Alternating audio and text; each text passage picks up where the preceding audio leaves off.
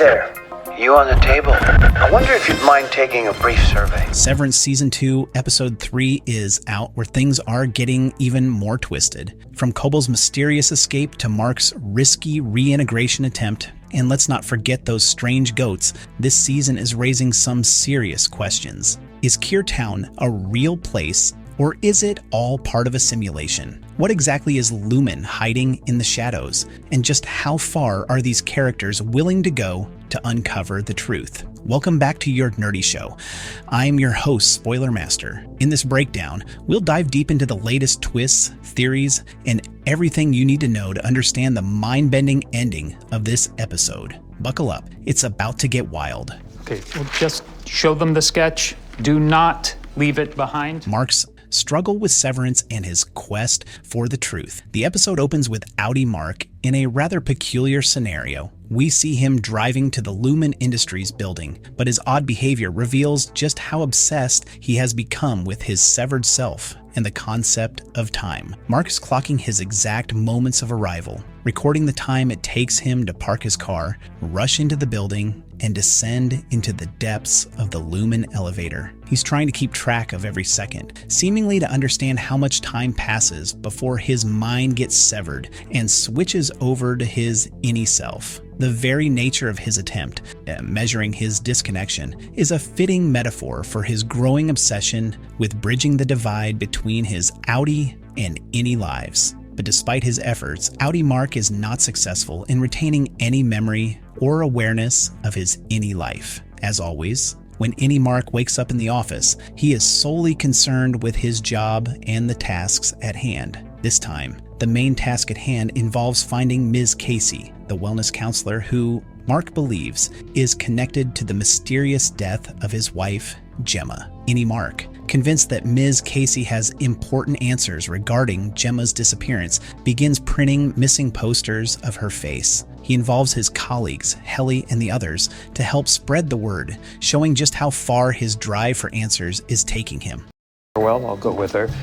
And once we're out the door, my Outie will know it. Irving's new mission and his unsettling discovery. Irving, on the other hand, finds himself on a mission of his own, tasked with going to the optics and design department, an area that is still largely mysterious to most of the Savored employees. Irving has a hall pass to get there and some history with the department. However, his task isn't without its challenges, as Dylan delays his participation in favor of other activities. Irving's journey, though, isn't simply a routine trip. It's a sign that the walls within Lumon are crumbling, and his exploration may be the first step toward finding something much bigger than what he was expecting. Meanwhile, Mark and Helly take matters into their own hands. They hope to find the mysterious man with the goats from Season 1, believing that he could offer them some insight into the strange events unfolding in the offices of Lumon. Their search leads them to a door, which once opened, seems to lead to an empty, forgotten space, except for a narrow tunnel that beckons them further. The tunnel is animal-sized, suggesting that it was not designed for humans.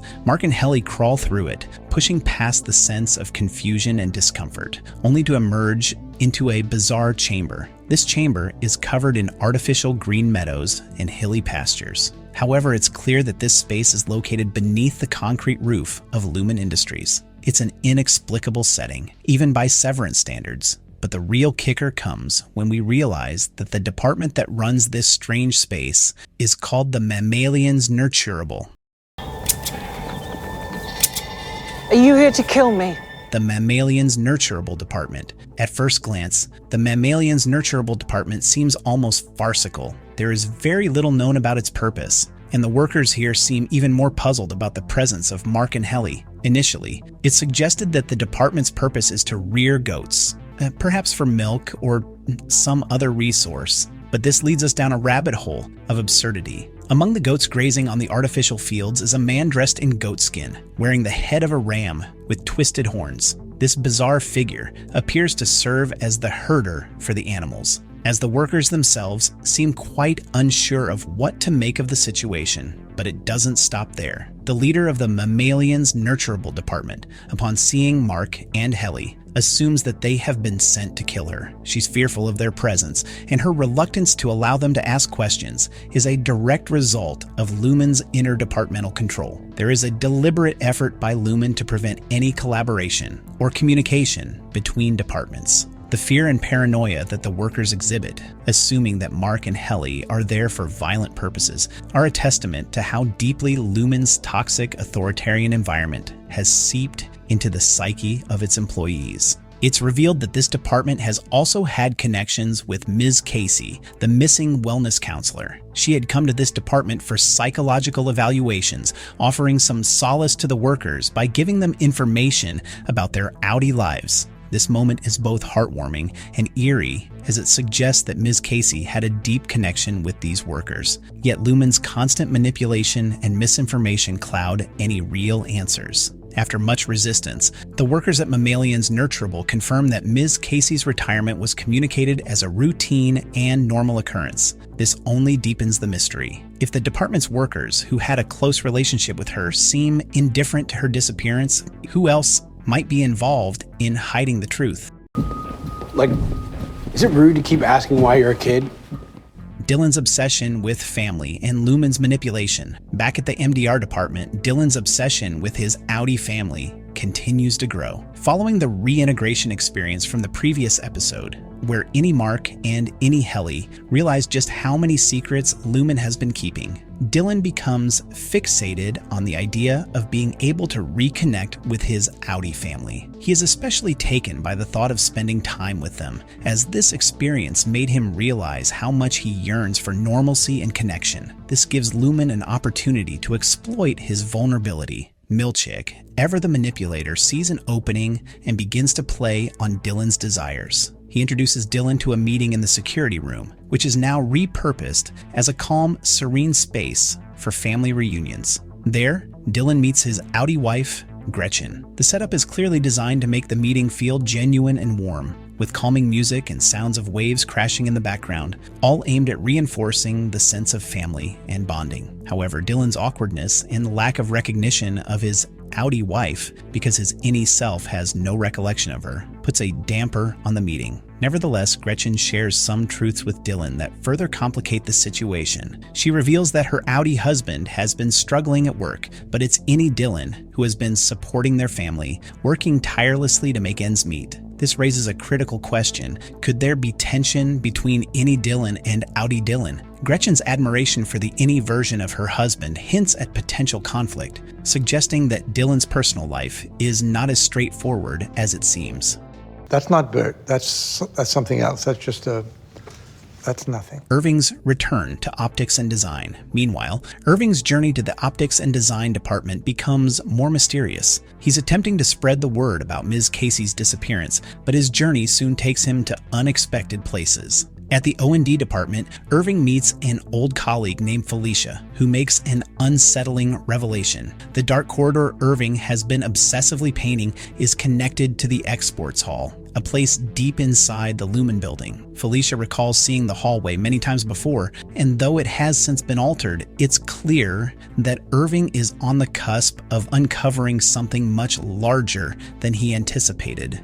Milchick's disappointment and harmony, Cobel's return. Back at the higher levels of Lumon, the treatment of employees continues to be as insensitive as ever. Milchick, recently promoted, is the recipient of a set of gifts from the board, which at first seems like a congratulatory gesture. However, the gifts, a series of paintings of Lumon's founder, Keir Egan, with a comically inaccurate portrayal of Milchick's own face, are meant to be a token of inclusion, but are deeply offensive. These paintings, which are racially tone-deaf and awkwardly executed, showcase how out of touch Lumon's upper management is with the reality of their employees' lives. Milchick's quiet frustration with these gifts is palpable, revealing how even those at the top of Lumon's hierarchy are subjected to its toxic culture. In the midst of this, we also see the return of Harmony Cobel, the disgruntled former floor manager who is determined to regain her position. Her encounter with Helena reveals the continued power struggles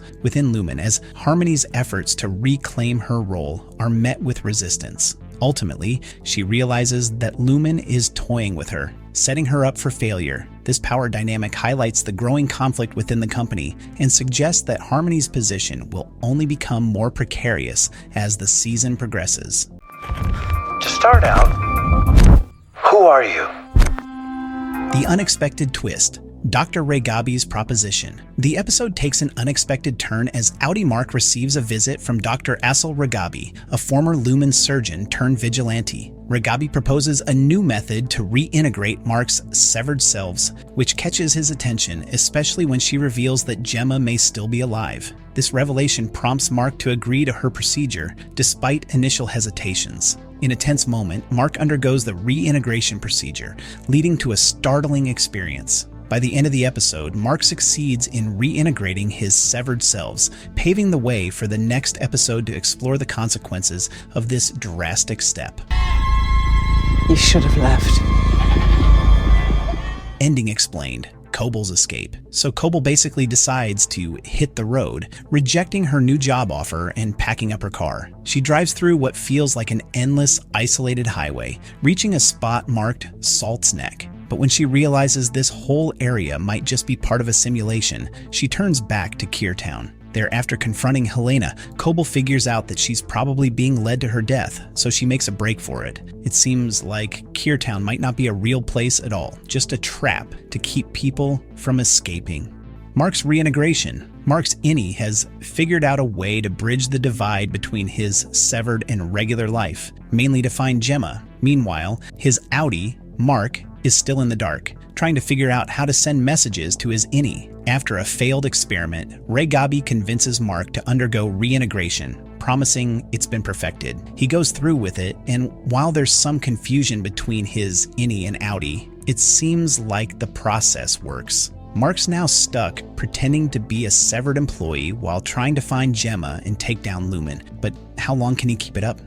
The goats. Mark and Helly return to that weird goat-filled room from season 1, hoping it holds some clues about Ms. Casey, Gemma. This time, they find a pasture with a creepy black goat and some very intense farmers. It's all very mysterious, but here's the kicker. Goats represent rebellion, so it seems like Lumon might be testing how to make people more docile, starting with goats. And then there's the giant black goat, which could symbolize something dark, like the devil or Pan, keeping everyone in line. Oh, and that whole thing with the belly buttons, it's a little odd, right? They might be checking if Mark and Helly are clones, which keeps the cloning theory alive. Seems like Lumon could be up to something much bigger than just mind control.